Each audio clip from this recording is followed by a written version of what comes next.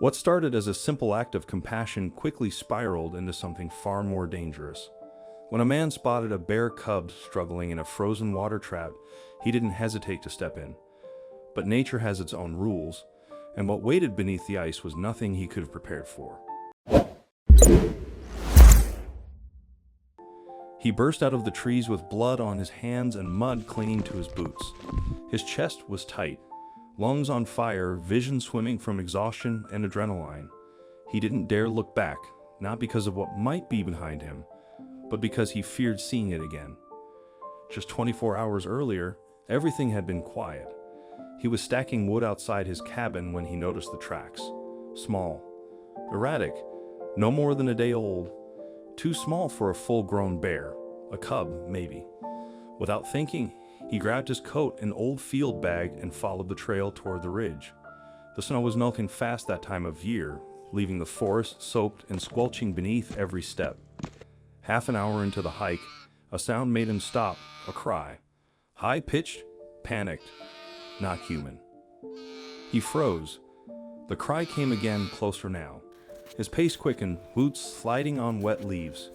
The sound was coming from near the old runoff basin known by locals as the water trap, a relic from the region's logging days. He hadn't visited it in years. Branches whipped his face as he ran, the cries growing louder and more desperate. Something alive was struggling. Then, behind him, footsteps, soft but deliberate. He spun around.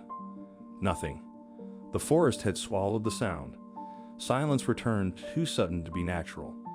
He knew he wasn't alone. Still, he pushed forward, and when he reached the basin, his stomach dropped. A concrete pit, 10 feet deep and half filled with brown, freezing water, stretched before him. In the center, a bear cub flailed in the icy sludge. Drenched to the bone, tiny paws scrambling against the slick wall. Its eyes locked onto his, wide with panic. He froze. The cub was going to drown if he didn't act. He crept toward the edge, boots slipping near the cracked, mossy rim. Rain began to fall, cold and steady. Easy now, he whispered, more to himself than the animal. He pulled out his phone, no signal. Climbing a nearby rock didn't help. Cursing under his breath, he glanced back down. The cub had stopped splashing, floating now with its nose barely above the surface, still watching him, like it knew something he didn't. The forest had gone silent again. The air felt heavy. Wrong, a crack behind him. He turned quickly. Nothing. But time was running out. The cub's head dipped under, then resurfaced weakly. He ran back to his pack, yanked out a rope and gloves. "Hang on, buddy," he murmured. Tying the rope around his waist, he looped the end around a rusted metal pipe jutting from the concrete and tested it. Barely held. The rain soaked his gloves. The cub let out a faint cry. "Okay," he breathed, mostly to steady himself. He lowered himself into the pit, searching for cracks in the wall. His right boot slipped, sending him swinging hard into the side. He grit his teeth, regained footing. The water was rising to the cub's chest. As he neared, muddy water splashed, and that's when he saw it. Beneath the surface, something floated. At first, he thought it was a branch. Then the current shifted. A narrow snout, a red tail, a fox. Dead, its body bumped the cub, which whimpered and recoiled. He reached the floor, the stink of mud and metal thick in his lungs. "All right, buddy," he whispered, crouching down. The cub backed away, shivering. Slowly, he extended his hand, voice low. After a few tense seconds, it let him grab the scruff of its neck. Lighter than expected. Bones, he pulled it close and gave the rope 2 sharp tugs, a ranger signal from years past. But no one was up there. The cub clung to him, trembling. Tiny claws dug into his jacket. He started to climb, muscles aching, rope creaking. Halfway up, a sound stopped him cold, a deep, guttural growl that sliced through the rain. He looked up. A full-grown bear loomed at the edge of the pit, steam rising from her back despite the cold. Her eyes locked on his, wild, wide, Then she roared, chest shaking, ear-splitting. "Hey," he shouted, "I'm helping him." She didn't move, just stared, paws flexing into the mud. Snow began to fall, thick, wet flakes settling on his face and the cub's fur. "I'm not your enemy," he said, voice steady. He was drowning. I pulled him out. Another growl. Lower this time. A warning. He kept climbing, slowly. "You want him?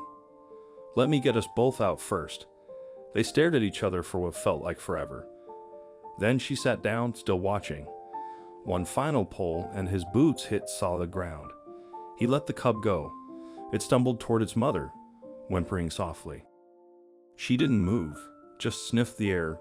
Then slowly, she stepped forward.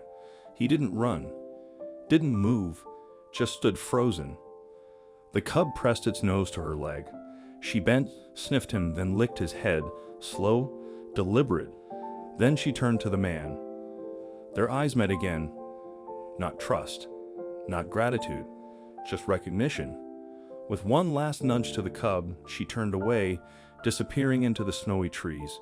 He exhaled, then turned and froze. The rope was gone. He scrambled to the edge. The pipe had bent. Rope slipped free. No way out. His breath fogged the air. His soaked clothes clung like ice. Darkness crept in fast. He was alone. That night, he curled against the wall, arms hugging his knees. He tried not to fall asleep, but exhaustion won. When he woke, someone was shouting, "Hey, you okay down there?"